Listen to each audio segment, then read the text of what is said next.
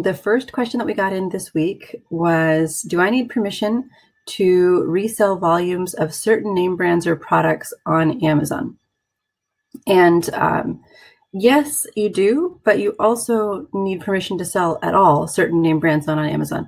So this is just something that's really common with any sort of resellers now. So a couple of years ago, there used to be a ton of folks who would just go to Walmart and they would they would literally just go in there, get clearance, and take it and scan it, and then ship it into Amazon, and that was how they made money. Absolutely amazing to me that this is a thing. I think I've said this before, but when I left Amazon to start consulting, I remember like, what? That's a real business model? Basically arbitrage, taking advantage of the fact that it's cheaper in some areas of the country than others, and then putting it onto Amazon, where the people who have it more expensive will be like, oh, cool, yeah, that's a reasonable price. And obviously that really isn't a thing now. Amazon's made it much more difficult to do that because a lot of people weren't packaging it properly. It wasn't being labeled properly. And so if you want to know if you need permission to sell, then try to list it before you buy it. Like you actually need to attempt to list it. If you can't, then you can't sell it. And then there's some of the unlucky few where you can list it when you check it out, and then you ship it in, and in between when you checked it and when you shipped it in, then it became gated. So that happens. Also, there's a new program called Transparency you may not be aware of, where anything that goes to Amazon has to have an approved sticker. And if your item doesn't have that sticker, then it can't be sold on Amazon. So be aware that that is a thing. And that is what is supposed to be replacing brand gating, but not sure when that'll happen entirely because brand gating is still a thing. Lee asks, how can I reach an associate in brand registry? And a related question, how can we tell what items are included in an existing brand registry?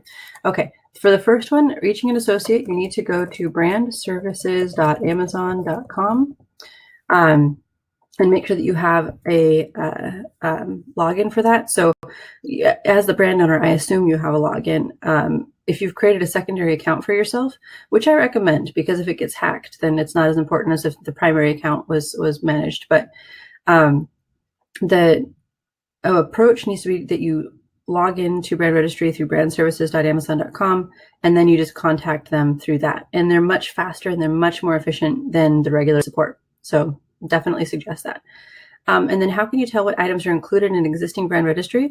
You go to brand performance in the left-hand side of reports, business reports, and under brand performance, any product that is in your brand registry will be listed there with a GCID. So the GCID is Amazon's global catalog identification, I think. In any case, if your brand has everything registered, then it'll be there under that report, brand performance. Sharon asks, when I receive a SNAD return, do you mean not as described, Sharon? Not sure what SNAD is. And then have it returned to us and it is not SNAD. Is there anything to do to help my account? So Sharon, nothing. I know this was a thing that was going around a couple of years ago and is still a misunderstanding about how not as described works. If we're talking about not as described, if you can confirm that this is not as described, because I don't recognize the S there. Okay, so it is not as described. Awesome. So there was this rumor going around a little bit a couple of years ago and continued to that any not as described would be dinged against you. Not the case at all. That was from when Amazon did not provide comments with return FBA returns. So when there were no comments, we didn't know when the seller got comments or not. And Amazon does not enforce on not as described returns. They enforce on seller comments. So the ones that come into the seller from the customer saying, I really hated it because it was obviously junk, right? And whatever. You now can see those. You can go into reports, fulfillment, and FBA customer returns, and you can actually see if the customer made a comment. Amazon always enforces based on comments, not based on numbers on returns. So I know that this was a thing that was just being on the safe side because we didn't have comments. We didn't know what customers said. But for over a year now, we've been able to see what customers actually said about the product. And so that's what you need to take a look at. So look at your customer returns and see if there's comments. If the comments say, this item was received and it was a total piece of junk, then you need to look into it and try to figure out how to fix it. If it's just returned as not as described, don't worry about it at all. Most people who do that are choosing that because then they don't have to pay for return shipping, which I totally get, because I just tried to return something and it cost me $19 and I was like, oh, that's lame. But it would have been rude to select defective or not as described as a poor seller. So anyone who's honest will select that they don't want it and pay for shipping. Anyone who's not will just choose defective or not as described. Now, the exception where we still investigate is if more than 25% of your returns for a particular product in a given period are not as described. More than 25% of anything other than defective or unwanted is not normal. So typically about 75% of your returns should be defective, not as described, defective or unwanted item, or delivery unfulfilled, like unable to deliver. Those ones should be more than 75% of your returns. If any return code that is not delivery unable to deliver, defective or unwanted, if any of those, any that are not those, are more than 25%, then you have a problem. So it could be not as described. So there's something wrong with the page, there's something wrong with the description of the product, or it could be like, we had a client who came to us and I saw it was like 32% custom damage, warehouse damaged. And I was just like, how in the world did you get a product that was more than 30% warehouse damaged for one given product in the last 30 days? That's difficult. And so I asked him what the packaging was on it. And he was like, oh, it's in a really beautiful glass bottle. I was like, okay, so did it go in with a box, like anything to protect the glass bottle? And he said, no, I thought it was just a really nice glass bottle. I thought it really made it a high-end packaging. And I was like, oh, okay, there's your problem. You're shipping in glass to Amazon. And so, of course, they're dropping it everywhere and getting it smooshed. So anytime you have returns that are more than 25% of the total, there aren't those three that are most common, then you should be concerned. And anytime you get a customer comment, defective, not as described, any of them, where there's a comment that it's dirty or used or potentially fake, those are what you should be paying attention to, not whether you got or not as described return. I know that's easier. I know mentally it's easier. Oh, I got to not as described. I got to do something. No, read the description of their concern. And if it's concerning, then do something about it. If it's not, then move on. Okay. Kara says, I have an item that was moved off of Small and Light 6 weeks ago. It took about a week to get the 2 days prime like normal. Okay. Back to 4 to 6 days prime. Yep. This has made it unavailable for delivery before Christmas. Yeah. How do I make progress and get this fixed with the support team? It has clearly switched back to small and light lead times. So what I would suggest doing there, do you have brand registry? Because if you have brand registry, then you should do what Lee is doing and go to brandservices.amazon.com. They're much more effective to deal with than the regular seller support. Sharon, if the comment says defective and it wasn't, no, you can't do anything. So if the comment says this item was clearly defective and total junk and you get it back, then you need to take pictures. So that's what you need to do. You need to document that it wasn't actually defective, because the comments are what's more important, not the return code. So if you actually get it back and it's not defective, take pictures, make sure you've got the tracking label in there so that you can prove that this was the thing. Otherwise, they'll be like, you could just take a picture of anything in your inventory. So take pictures and prove that it's actually not defective. Keep track. Oh, okay, Kara. All right. So in the meantime, then get on the phone and request to talk to a captive associate. I think we've talked about this before. A lot of things regular seller support can help with, but a lot of things they can't or they won't. And so you want to try to get escalated to a captive associate who can actually help you. That's what I would suggest there. Sharon, no, don't bother. It doesn't matter. The only time where it matters is if seller performance contacts you about it. And then you need to have that on hand so you can defend yourself, but don't open a case. That's basically just saying, hi, seller performance, I have a problem. Look at me. Don't do that.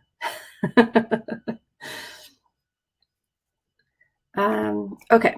All right. So that answers those questions. Let's go to the second one on our previous list. I asked that yesterday. They told me it was, they told me that it could only be sent to a technical team via email. Yeah, that's actually not true. They'll do that because they don't want to stay on the phone with you. They probably had some sort of quota to meet. So you can keep asking to be transferred. I think the longest time it took for one of our team members to reach a captive associate was calling back 20 times. Normally it doesn't take that much effort. But if you get someone on the phone who can stay on the phone while they file the ticket to the other team, that's one thing. Or they can change the status of the product off a small amount. There's absolutely no way that there's not someone who can do that part, changing the status on the phone. Now, actually helping you with small and light, that I can believe that there's a special team for it. But changing the status, a captive associate should be able to do that. Those are catalog settings. Okay. Number 2, since I have my LLC, do I need sales tax permits to sell on Amazon? Okay, so it depends on your state, because you can't just think about Amazon, right? You need to be legal to sell, period, not just what Amazon wants. So in my state, in Washington, there are reseller permits. If you do not have a reseller permit, you should not be reselling anything anywhere. So for my business, that not the consulting side of the business, but we have our own Amazon store as well. And for that one, we have a registered reseller permit. And we actually keep the business completely separate. That's something that is pretty important if you're trying to manage your risk. You don't want to have multiple parts of your business operating under the same LLC. So if you ever, we had a client who decided to start consulting, and you don't want to use the same business entity to do work like consulting along with work like your Amazon seller business, because they're two different kinds of businesses. You need different kinds of insurance for it. You need different kinds of permits, like the reseller permit versus not having one. So make sure you keep your businesses separate. So for that question, since I have my LLC, do I need sales tax permits to sell on Amazon? If your state requires a sales tax permit to resell products, then yes, you do. My state does not. My state requires a reseller permit, and then I have to remit sales tax. Okay. Number 3 is, how do I validate the profitability of a product? It depends on how you are validating profitability overall for yourself. But the most simple calculation is to take the total of the net sale price and then subtract your Amazon expenses. So that would be advertising, shipping and handling. It would be your Amazon referral fee, anything you get back from Amazon. So take that total that was back from Amazon. And then subtract your cost of goods sold, your shipping cost to you, not to Amazon, because you should have already calculated that as part of your Amazon costs, but the shipping cost to you, any packaging costs that you incurred, any taxes or fees that you have to pay on that outside of Amazon, and then any defect rate that you've got. So for example, in apparel, we basically assume a 10% restock rate across the board so that we can make sure that the client is profitable. And so for them, we just spread the restock rate across the board, because one item being restocked will cost the entirety of the shipping cost and the fee to get back on the shelf. So like a $20-something item that shipped out for like $4, then you would spread that out across the whole the entirety of the population of product. And so then you would just assume about 10% in cost. So when we were calculating this recently for one product, it was like 70 cents added to each product for the restocking fees and return fees, and also product loss. So sometimes the product can't be resold after it comes back. So it was about 70 cents for that one, but you need to calculate your defect rate as well. So don't forget that. A lot of people forget the defect rate. And then calculate any sort of off Amazon costs. So off Amazon, your website costs, your hosting costs, your Facebook ads, your Google ads, etc. So that would be where your costs are coming in from. I would say that the people who do this, the thing that they most often forget is their defect rate. And for most folks, if it's 1 to 2%, it's not going to be a huge deal. It's maybe 5 to 10 cents or so per unit. But that's where I would say that folks often miss. Otherwise, most people know their costs. And then once you subtract all of those costs from the total resale price of the product, then that is your net profit margin. You should be aiming for 20 to 30% on Amazon. Certain categories, you're not going to get that. Like grocery, you're not going to get that. If you have 5 to 7% margin on grocery, then woo, awesome. It's just much more difficult to be in that space. Tandy says 10% for each of those categories. Regarding the defect rate, for anything that has a restocking fee, then you definitely want to do that. So shoes and clothing and jewelry, you want to calculate 10%. Anything that's not, so like we've got a client who's in hard goods, so it's top of mind, so I'm remembering it. It was like 1.8% defect rate, and so his is obviously quite a bit lower, and there's no restocking fee. And so for him, we just have to calculate the average of goods lost. So how many come back damaged and unable to be sold, but also Amazon not reimbursing. So there's that piece there. So those losses, and then the loss of the shipping cost, right? Because you never get the money back for the shipping cost out. Okay, adding negative keywords to PPC campaigns. If I want to put giraffe note cards negative, do I just put giraffe in the negative exact, or the total phrase giraffe note cards? I'm selling pineapple note cards. Yeah, you have to put giraffe note cards in the negative exact. So I typically will use negative exact almost always. You can do giraffe in the negative phrase. So if you wanted to capture giraffe note cards, then you would put in giraffe. Anything with giraffe would be negative phrase. And then if you wanted to specifically do giraffe note cards, then you would do exact. And so then if they typed in that exact phrase, then it wouldn't be shown. In the case that you're selling specifically pineapple note cards, then giraffe as a negative phrase keyword is totally reasonable.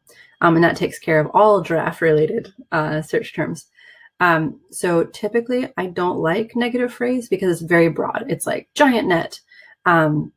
But in the case that you have a very specific design that you're trying to get people to find, then that's totally fine. That would actually be a good use of the negative phrase. But if you're specifically trying to get them to not show when you're doing giraffe note cards, that's a negative exact. Okay. Question number 4, how long does it take Amazon to add your product to inventory when it is received at the warehouse? Okay, that's a two-sided question, actually. So they add it to your inventory and it's available on the website as soon as it's checked into the dock. So as soon as it's validated as having been on that truck and it comes in the door, then it's considered available and often will be available for purchase on the website. However, that doesn't mean that it's actually going to ship, right? So just because it's there doesn't mean that we'll ship out at any time reasonably. It will be transshipped between different fulfillment centers. So it gets checked in at the dock and then it gets received, however it's received. Then it gets sorted into these green transshipment buckets. They're these tote type things. You know, like those Rubbermaid ones where you put like a lid on and put it under your bed. That's what they do. And they stack them up and then they palletize and wrap them in plastic. So if you've ever wondered how products are treated at Amazon, the very first thing that they do is get put into a giant pile of totes that are then stacked on top of each other, like ridiculously high. I don't remember how many high it is, but it's a high stack of totes, 5 or 7 totes stacked on top of each other, and then shrink wrapped and palletized and sent in a truck somewhere else. And so you can imagine if yours is at the bottom and getting jostled, or at the top and waving back and forth, you got to make sure that thing is packaged appropriately. The very first stage, it can get damaged. So that process, getting it packed in the tranship totes, getting it loaded in, getting it shipped to the new place, and then received and stowed in the new place takes between 5 to 7 days. So just because it's available and in your inventory and can be bought doesn't mean that it goes out to customers at that time period. So every single new client we have, no joke, every single time, and most of the folks that we work with are folks who are coming to Amazon as new folks who have a brand off of Amazon or are trying to get onto Amazon and compete and so on. And so the very first time they get something shipped into Amazon, they say, I don't understand why I'm using Prime if the customer doesn't even get it for a week because it's just arrived at the fulfillment center and needs to be transshipped. And so then I have to explain the transshipping and moving throughout the network. And Amazon wants to be able to send everything ground, right? Because it's cheaper. So you have to then spread it out throughout the network in the United States. And they do it completely algorithmically. So it's wherever they think there's demand for that particular product type. And then as the product has more and more history on it, it's even more and more dispersed because the algorithm is better and better at knowing where things should go. So that can be kind of a challenge when you've never had that experience before. And so always remember when you're replenishing to give yourself an extra week because it will take about that long to transship. Okay, the next question is, do you have any advice on using giveaway services like AMZ Creatives? How can I know services like these won't get me into trouble? Okay, so I don't know anything about AMZ Creatives specifically, but if it's a giveaway service, I advise serious caution. We do kind of promotional giveaways for clients, and we will advertise that they have product that's available to our networks to try to get something new started. If they don't have an Instagram account or their own website, then we'll actually post to our own personal things like, hey, we've got this new client, there's this product, check it out, and provide the link. And if our friends and family are interested, then awesome. You cannot have your friends and family review your products. You cannot have anyone be reviewing for a severe discount and then reviewing on Amazon. So I don't know what AMZ Creatives does. If there is any incentive for the person who's doing the review to review it, then you could have a problem. So remember, Amazon policy is no payment for reviews. If you give them something for free, that is payment. If you give them money, that is payment. That's an obvious one. If you give them something of value in exchange for a review, that is now a problem, even if it's not your product. So that's kind of tough to get around, because the way that Amazon has it set up for sellers is to launch, you basically got to go crazy with the advertising and spend a lot of money in advertising, like 100 to 150% ACOS at first, when you don't have reviews. Enroll in the early reviewer program and hope for the best, because it's not more than about 10% review rate. So if you're trying to do it that way, you've got to spend a ton of money on advertising. You've got to set up for early reviewer program and then cross your fingers. It takes about 6 to 10 weeks or so to launch a product that way, which is challenging, shall we say. So when you're trying to do this for something like, I don't know what giveaway services there are that you might be looking at, always double check and see how the person that they're getting to review it is compensated. If they are compensated, probably they are, they're not getting you in trouble. If there's some sort of free element to it, then that's a concern. Basically, Amazon warns you if anything goes above 70% off when you created a giveaway code. So don't ever give anything away for more than 70% off expecting a review. It's a difficult space to advise anyone on, because I know how difficult it is to launch the way that Amazon wants you to launch. And it's not fair that Vine is only available to vendors, but that's the way it is. And so I don't like to get too much into this, because basically all of the ways to get reviews that aren't advertising plus early reviewer program are really not permitted by Amazon. And so you have to find creative ways. We had one client who actually just went to like a mall, like physically, and talked to people there and tried to get them to buy and review the product, like right there in front of them. And so that can be useful, because then there's no connection between you and that person. And the other problem with using a service like this is the same person who's reviewing it has reviewed other things too. And so you don't even know what else they reviewed, or if all of their reviews are going to get shut down. Like, it can be really messy. So I personally wouldn't use any services. I would try to be very creative about how to get reviews, like the guy who went to the mall, or like we do for our clients, that we talk to our friends and family, not theirs. And so if you've got someone who would be willing to help you and talk to their friends and family, then that's reasonable. But someone who's not connected to you directly. And the reason being is because Amazon knows, and knows this very well, that your friends and family like you, hopefully. They're going to give you positive reviews, whether your product is lame or not. So keep that in mind, that's why it's not really okay. And our friends and family obviously don't have any attachment to you or your product, and will not be biased. In fact, we've actually had a couple 3 and 4 star reviews show up, and the clients are like, what? I thought you were getting people to review it. And I was like, well, yeah, but your product didn't meet their expectations, so we have to work on that. So find ways to do it that comply with policy, and then don't be afraid of getting some neutral or even negative reviews, because everyone does. And if you don't have any, then it looks like a huge red flag. Okay. Hannah, we had a known competitor post an unverified review on our product for 1 star.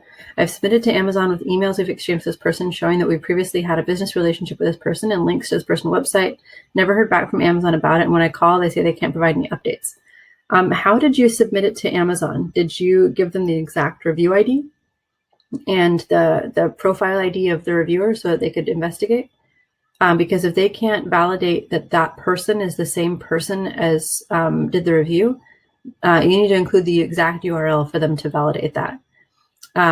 Okay, so as long as the exact URL is included and not just screenshots, if they can't validate it easily, like if they have to do any investigation, like if you did external links to a website, or if you did external proof, so you did links to the person's website, you need to have like a screen capture attached. Basically, they need to be able to look it up really fast. So that means that you need the internal URL so they can look up that review ID really fast. And they need all of the information that they need to investigate needs to be attached to the email. So that means screenshots. Put the attached links there, but you'd have to have the screenshots. And then even then, the person who's doing it may be like, oh God, this is complicated. Moving on. So if it didn't work the first time, do the same thing, but make sure it's still detailed, where you've got screen captures and you've got make sure it's in order too, so that someone who has 2 to 3 minutes to decide if this is a problem can actually be like, oh yeah, definitely this is a problem. So make sure it's like super, super orderly, and then attach it and then resend it. Because the problem is that if you are submitting something like that, that's fairly complicated to review actually. It's not easy to try to validate that. If you get someone at the end of their workday, like just because that's when they got your case, and they know that they need to get at least 5 more cases done before the end of their workday, and they look at yours and they're like, oh, difficult, no, that's your problem. So I know it's not your problem to deal with, but really it's your problem to deal with because you're the seller, and so you've got to deal with it. So what I would suggest there is simply repackaging the whole thing and submitting a new case. Okay. I know that's not great, but do that. And then the other thing that you can do is, because the team who reviews it isn't going to get on the phone with you. So just make sure that, if you can get any information from the seller support associate, sometimes they'll tell you if it got transferred to the other team. Sometimes they'll share if they're new and they don't know they're not supposed to. But most of the time they won't tell you anything at all. But I would just resubmit it actually. As long as you've got it in order where it's logical and makes sense. Sometimes it's logical to you, but it's not logical to them. So you can have like a friend take a look at it and say, hey, if I were trying to explain this fraud to you, would you understand what's going on? Because a couple times we've had clients say, here's what I submitted. And I get halfway through. I'm like, okay, I am hopelessly confused. What is going on here? Because it made sense to them. They knew a bunch of background information that wasn't included that I didn't understand. So try to get like a independent third party to take a look and say, oh, okay, so this is the part that's missing, or this is the part that's confusing. But always keep in mind that the person who's on the other end has metrics to meet too. And if your case ruins their metrics, they're not going to spend time on your case because they're incentivized to keep their job, not to help you. And I know that's not fair, but that's reality. Okay.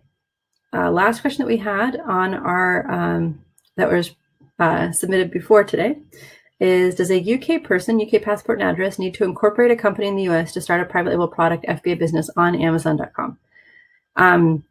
As far as importing into the US, my understanding is that no, you can register as a foreign entity and import that way. But as far as the what you should be doing, you should be filing an LLC. It's not difficult. It's really simple, actually. You just need a registered agent, and then you can register in a particular state. It's super easy to do as a foreign national.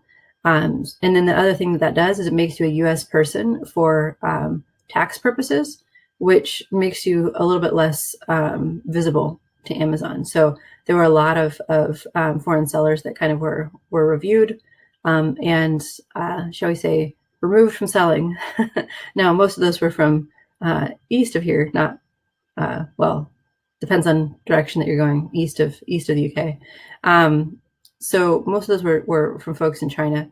But as far as UK person, this is a question that I would refer to a lawyer to give you the best advice. We always advise just setting up an LLC because it's so easy, and then managing things that way. Whenever you're doing things as an individual person, the liability concern there is significant, and you don't want to get in a situation where you can't travel to the US because you've got a problem.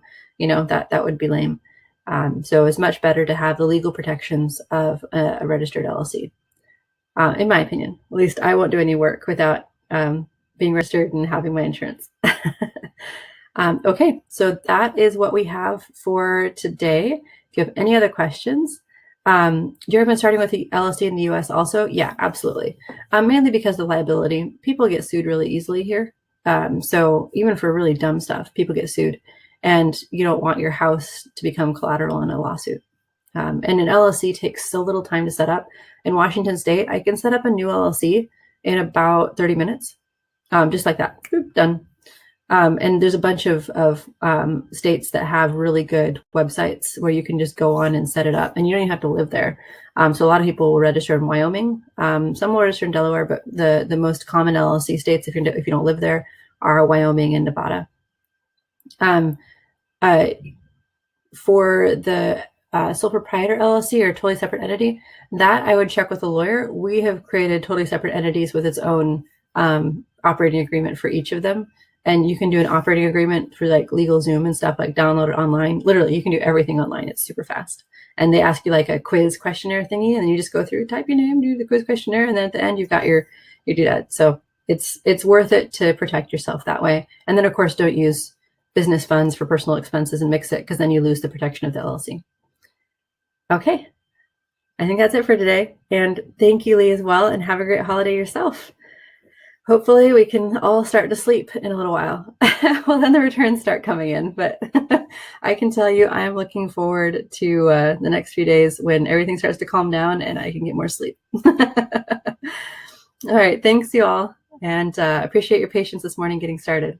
All right, take care. Bye-bye.